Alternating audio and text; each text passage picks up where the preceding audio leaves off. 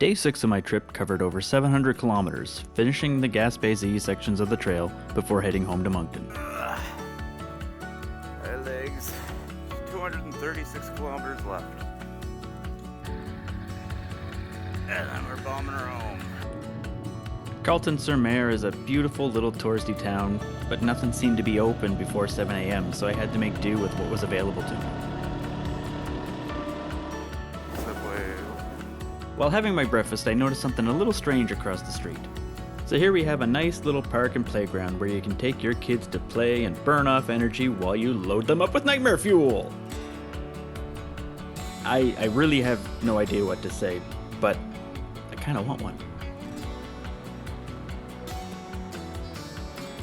Well, enough of this. Time to hit the road for the day. Thread the needle. Woo. The first 50 or so kilometers of the day were paved coastal roads along the Baie de Chaleur and the mouth of the Restigouche River.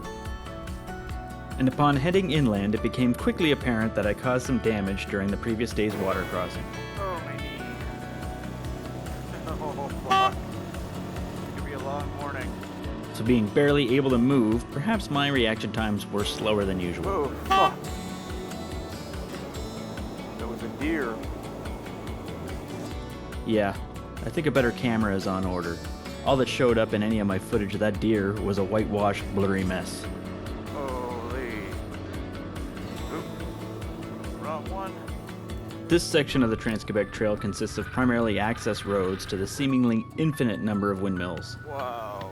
and the route takes you right to the base of one.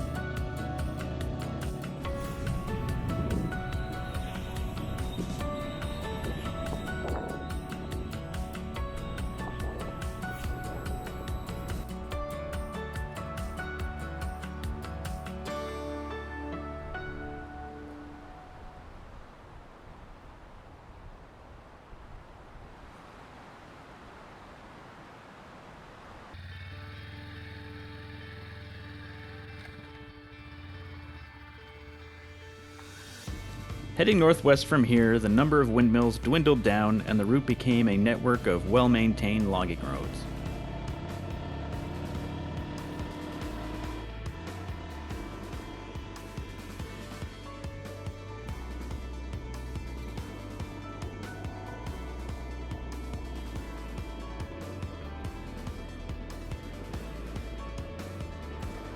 That's not to say that it was boring by any means, as there was still plenty of scenery to take in and enjoy.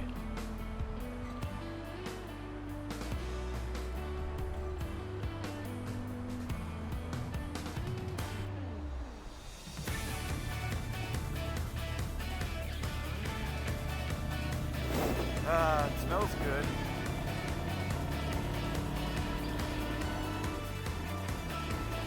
While these roads were great fun to blast through at a decent speed, I experienced the most traffic I had seen in days. And I had to be mindful of the logging equipment in the road and trucks kicking up blinding dust.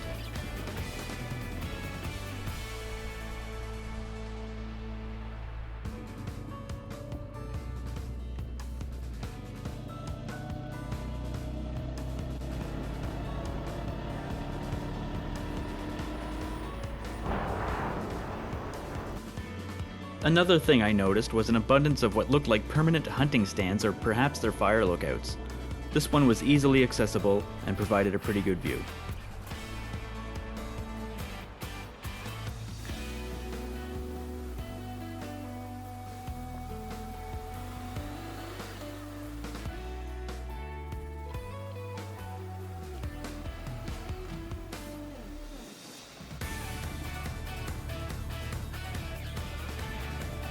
Eventually I saw fewer and fewer logging trucks, and the route became more similar to the previous days, and I eventually made it to my next planned stop, the Philomene Waterfall.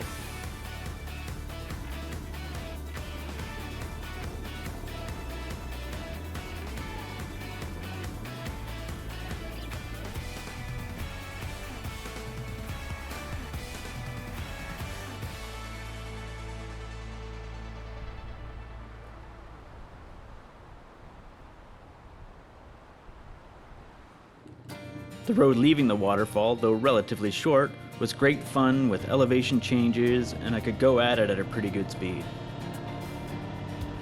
And if you're wondering about the technical difficulty of these roads, a couple ladies in a Mazda Miata giving me the peace sign with the roof down should give you a pretty good idea. Scary stuff. World's most dangerous roads worthy. As I reached the town of Amqui with my left knee throbbing in pain, I was faced with the decision of heading home now or fighting through to the end of the Gaspésie section of the Trans Quebec Trail. My decision to push on was rewarded with Quebec's straightest paved road, followed by Quebec's straightest dirt road.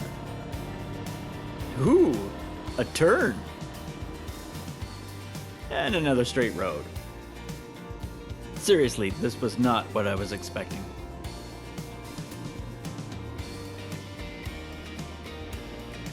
And it honestly took a while before I finally saw something that I even felt was photo-worthy.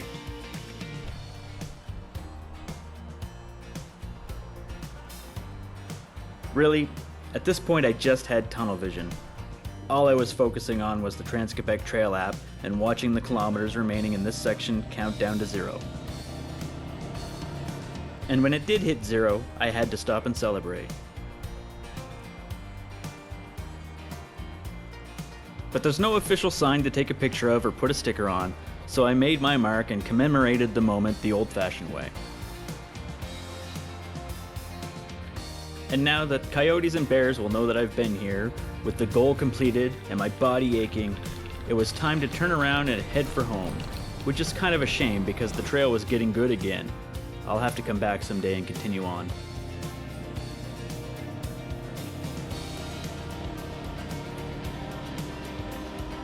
As I crossed the J.C. Van Horn Bridge back into New Brunswick, I decided to make one last stop for a break.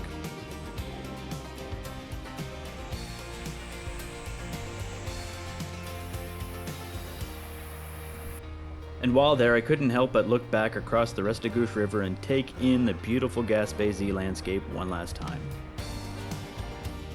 So that was it. All I had left to do were highway miles home. I spent these hard miles thinking about all that I experienced over the past 6 days. Just leaving.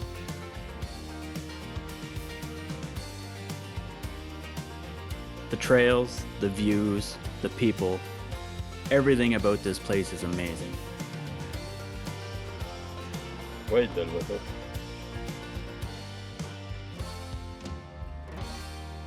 And despite my day one setbacks, I would say that this trip has been a success, and I'm already planning for next year.